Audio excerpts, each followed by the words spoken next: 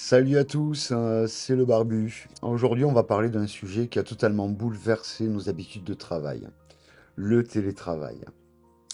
Depuis la pandémie, il s'est imposé dans nos vies, mais est-ce vraiment une révolution durable ou juste une parenthèse? Quels sont ses vrais avantages, ses limites et surtout, comment s'y adapter? Installez-vous bien, on va tout décortiquer ensemble. Et à la fin, je vous donnerai mes conseils pour bien vivre le télétravail au quotidien. D'ailleurs, dites-moi en commentaire, est-ce que vous télétravaillez? Vous aimez ça ou pas du tout? Donc, vous me le dites dans les commentaires.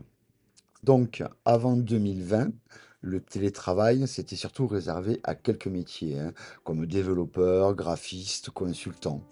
En France, moins de 10% des salariés y avaient accès régulièrement. Puis la pandémie est arrivée, hein, et là, c'est l'explosion. Plus d'un salarié sur trois expérimentait le travail à distance. Dans certains secteurs, c'est même devenu la norme, hein. À l'international, des entreprises comme Twitter ou Facebook ont annoncé que le télétravail serait possible à vie pour certains postes, hein. Mais attention, tout le monde n'est pas logé à la même enseigne, hein. Selon les études, seuls 40% des emplois sont réellement télétravaillables, hein, ce qui ne fait pas quand même la majorité. Alors, pourquoi tant de gens ont apprécié le télétravail? Bon, d'abord, il y a la flexibilité, hein. Ça va de soi, hein. On peut adapter ses horaires, mieux gérer ses pauses, pardon, parfois même travailler en pyjama, hein, on peut l'avouer, hein. Bon, c'est pas mon cas. Ensuite, moins de transport aussi, hein. Fini les heures perdues dans les bouchons ou les métros bondés. Côté équilibre, vie pro, vie perso, c'est aussi un vrai plus, hein. Plus de temps pour les enfants, le sport ou même juste pour soi, en fait, hein. Beaucoup de salariés se disent plus efficaces chez eux, hein, moins dérangés par le bruit ou les interruptions. Et puis, il y a les économies. Moins de frais de déplacement, de repas à l'extérieur et pour les entreprises, des économies sur les locaux. Petit sondage, hein, est-ce que vous avez ressenti une hausse de productivité en télétravail? Dites-le moi dans les commentaires, hein. Mais tout n'est pas rose, hein. Le premier problème, c'est l'isolement social, hein. On voit moins ses collègues, on perd les discussions à la machine à café, et parfois on se sent un peu seul, hein, enfin, derrière son ordinateur, hein. Ensuite, il y a la difficulté à déconnecter, c'est-à-dire l'ordinateur il reste allumé, les mails arrivent à toute heure, hein, et on finit par télétravailler plus que prévu.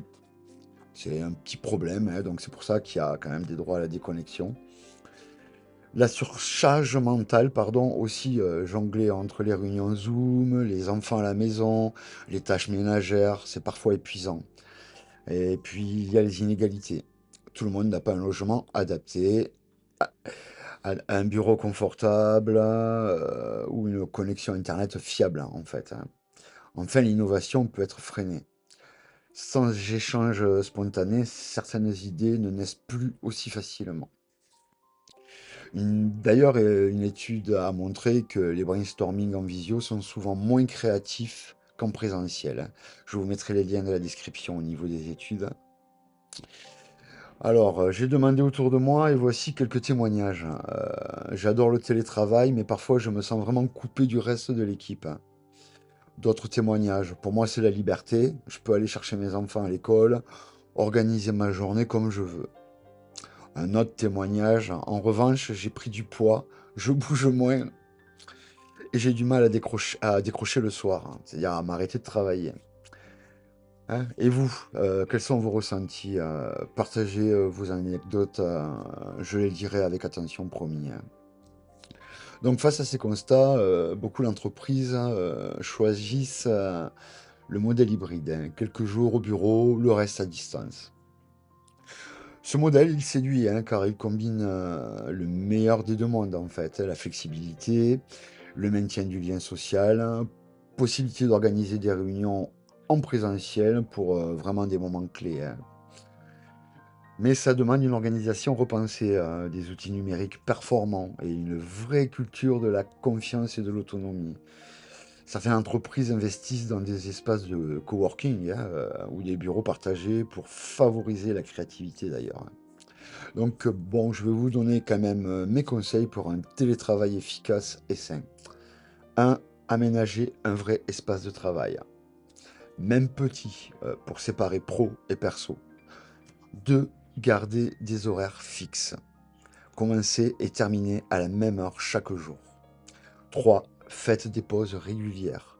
Marchez, étirez-vous et aérez-vous l'esprit. 4. Restez en contact avec vos collègues quand même, hein. Appel, visio, message, hein, le lien social c'est important. Voire aller boire un coup dans un bar, hein.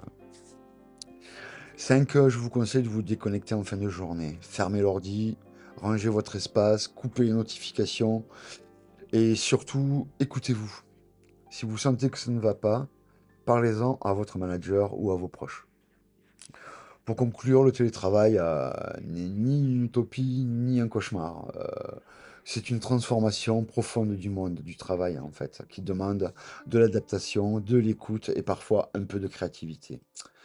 Et vous, êtes-vous plutôt team télétravail ou team bureau? Partagez votre avis et vos astuces en commentaire, hein. Abonnez-vous pour ne rien rater des prochaines vidéos et surtout, prenez soin de vous. Où que vous travaillez. À bientôt sur la chaîne Le Barbu.